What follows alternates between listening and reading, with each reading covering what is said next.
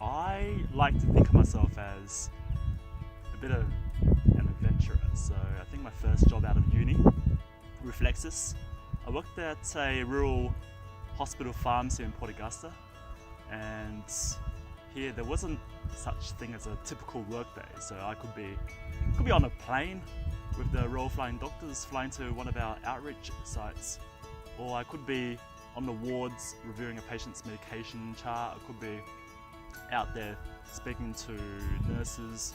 I could be doing a drug information session to allied health staff. So I guess to sum up, my experiences there were quite varied. And not just at work, but outside of work, I was able to involve myself with the community.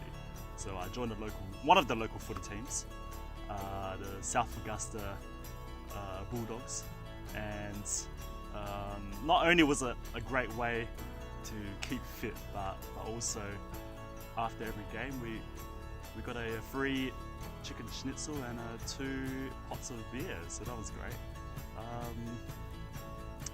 And look, sport was a great way of getting to know people in the town, and I was able to foster relationships both within the hospital and outside the hospital through sport. So look, to sum up, I really like learning new things. I guess that's one of the things that drives me, and I really believe in being part of a community, whether that be at work or through a hobby.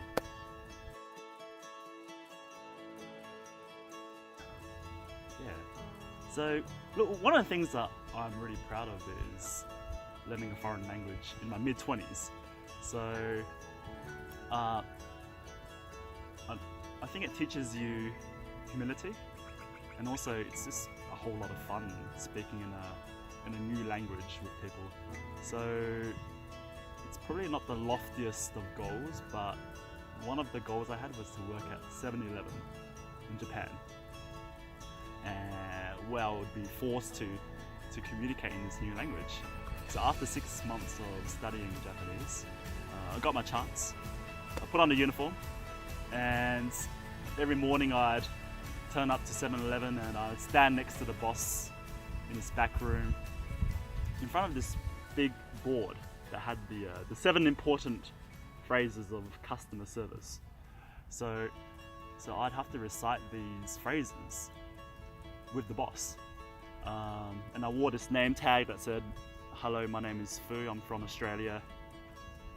And I'd barely be able to mumble out the words, "Would you need a plastic bag with this?" But I survived my 2 weeks there, and look, by the end of my 3 years of studying, I could conduct a conversation over the phone to a bank in Japanese. So look, that's something that I'm proud of.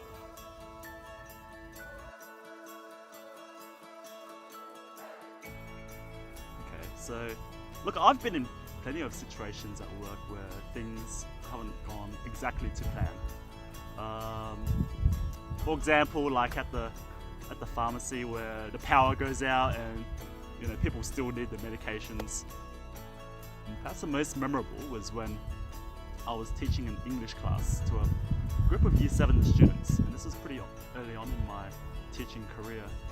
And one of the kids reacted badly to answering a question wrong, and he literally flipped his table up in the air and started tearing up his textbook. It probably took me about 10 seconds to register what was going on and to overcome the shock. But look, I sent some students to the staff room to get some help. I made sure that no one was in the way, and in the end, no one was hurt. Nothing was broken except for this torn up textbook. And I did learn some very important lessons. So firstly, don't give in to an older staff member's pressure. In this case, it was to teach a class on my own, and at the time I wasn't comfortable with that.